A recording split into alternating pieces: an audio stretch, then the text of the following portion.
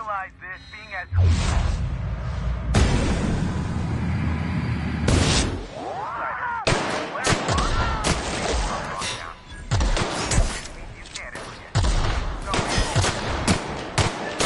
Shoulder! Hit him with something else!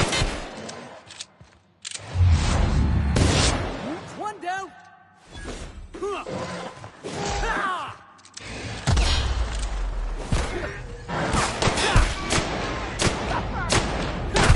We all in one piece?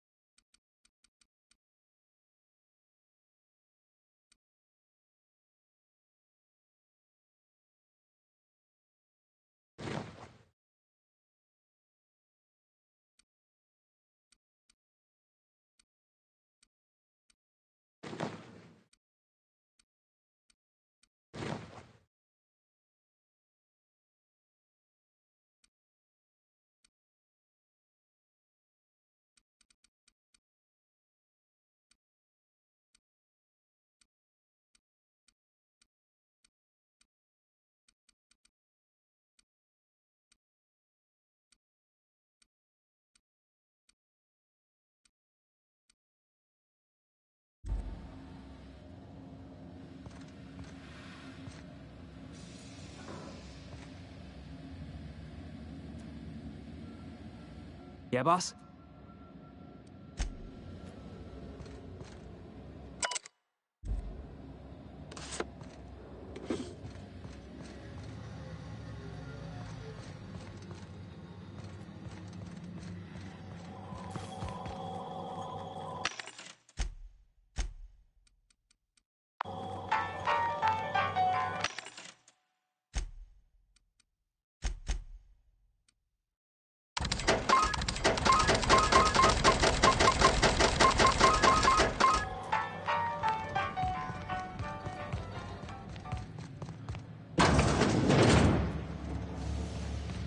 You out there, whoever you are, yes, I can see you.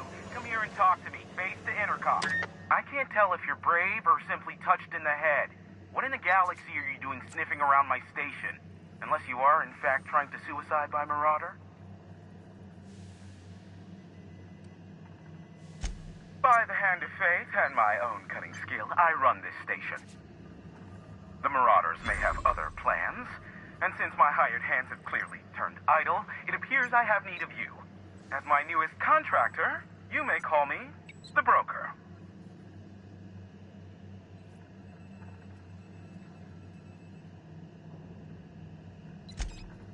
You're here, and you're armed, aren't you? The feed's gone grainy, but it looks like you're packing deadly force. I barricaded the broadcast center, but I can only hold out for so long. Clear the Marauders out, and I'll pay you double the going rate. They destroy the transmission equipment, and I'll be out of business. The elevator and doors to the second floor are back online. Hurry before I have to lock them down again.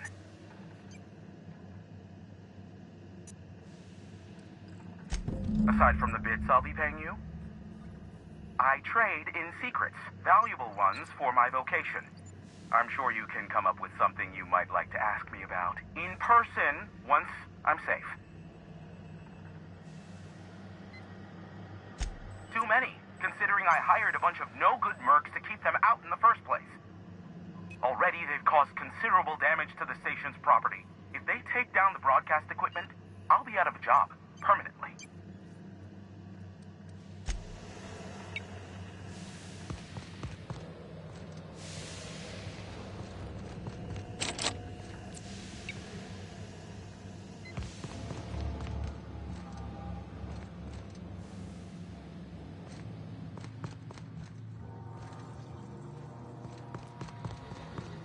Hey, elevators to your right.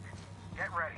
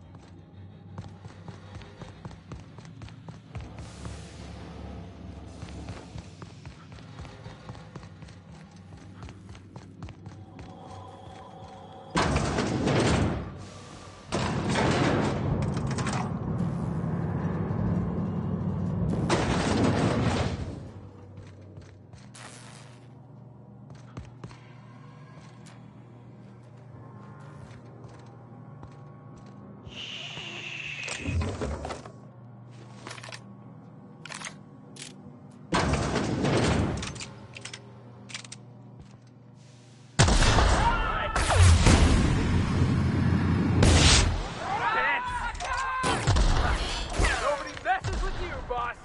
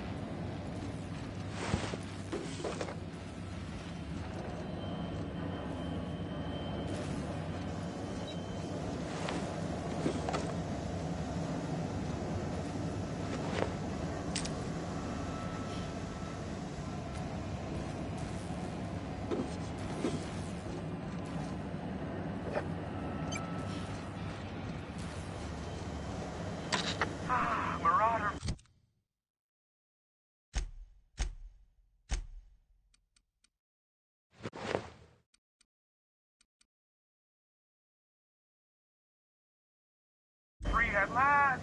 I'll get the door. You hurry on.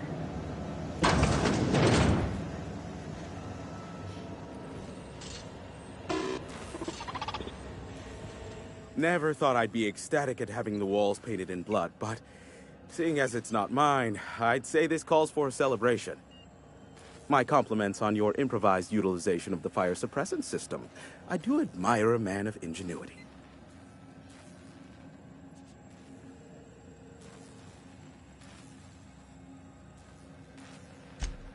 Oh no, my business is in trade, not owing others the burden of a favor.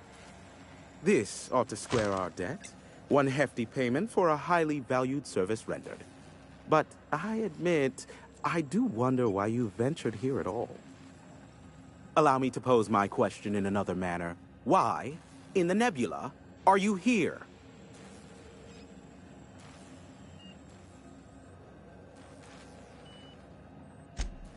That is the primary goal behind locking myself high in a tower.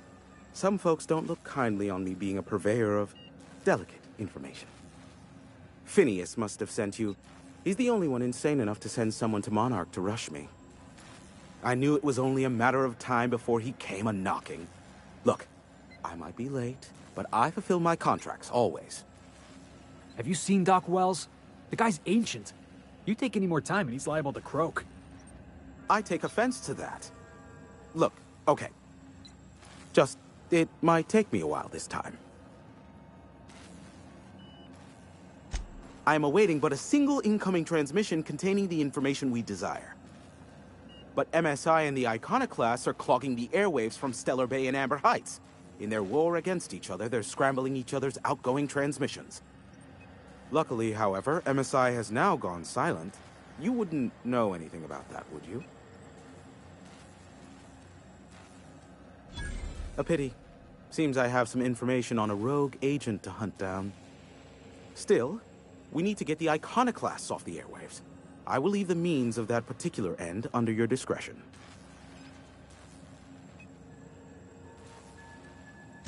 The bandwidth! There's too much blasted background noise. Nothing gets through but their local broadcasts. Which of course has inadvertently affected the incoming port and my livelihood.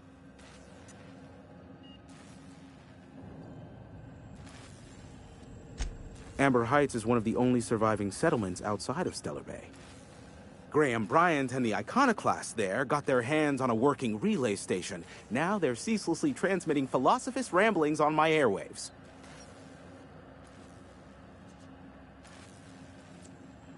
No, they're jamming the limited frequencies we have at our disposal.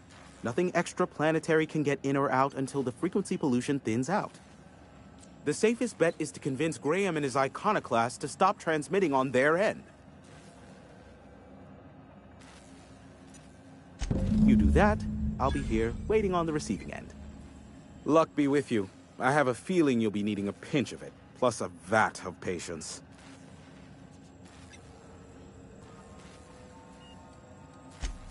Is that a trick question? Because to answer it, you'd need to pay me. Of course, I could offer you a vastly more interesting bit of data instead. Try me. Ask me anything you'd like. I'll even offer it for free. We'll call it an exchange for your help with the broadcasts. Ask me what you will.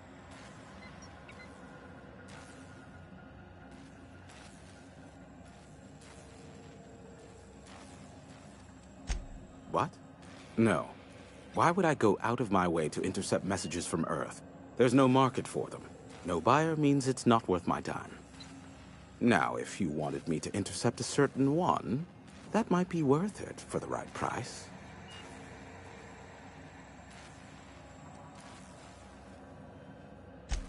Not much, admittedly. Phineas has been in hiding for the past 35 years. He got in touch with Nyoka first, who I use as a physical go-between. The rest is history. As far as what's between us, I mean. Outside of that, well, that's a Raptidon of another color. I do know this much. There is a sharper side to the good scientist than you'd expect. If allegations are to be believed, the experiments he conducts for the greater good are in fact treasonous and for self-gain. I am not convinced as to the validity of these allegations, considering the source, but I am also not unconvinced either. Luckily for you, I am a veritable font of information. They are a curious lot. Insufferable. And short-sighted, too. What else do you wish to know?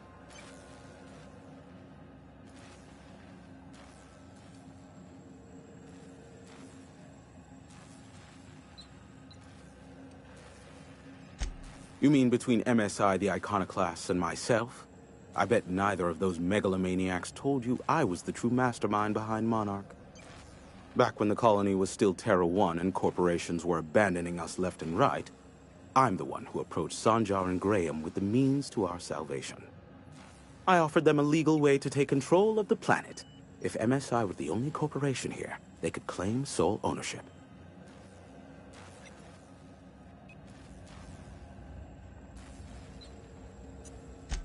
Precisely. The other corporations were fleeing because of the hazard clause declaring Terra 1 uninhabitable.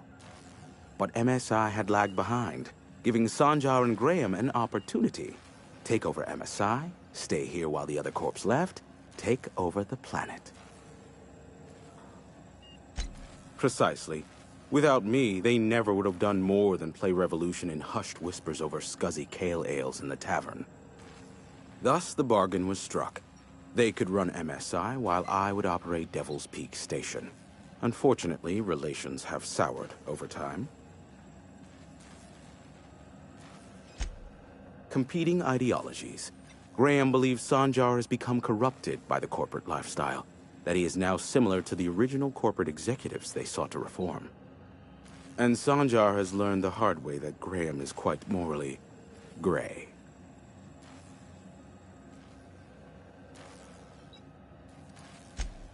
Some say Graham suffers from nightmares that leave him sweat-drenched and screaming.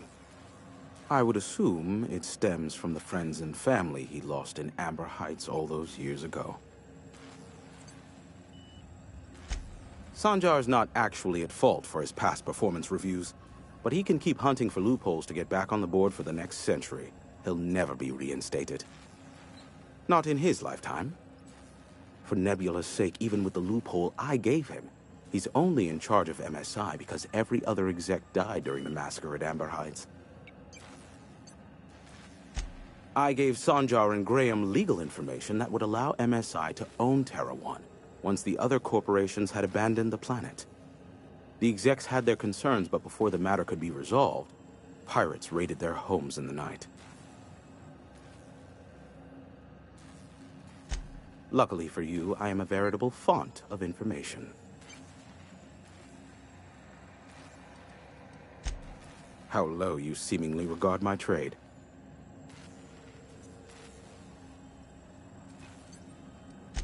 Sure. You know where to find me if you need me.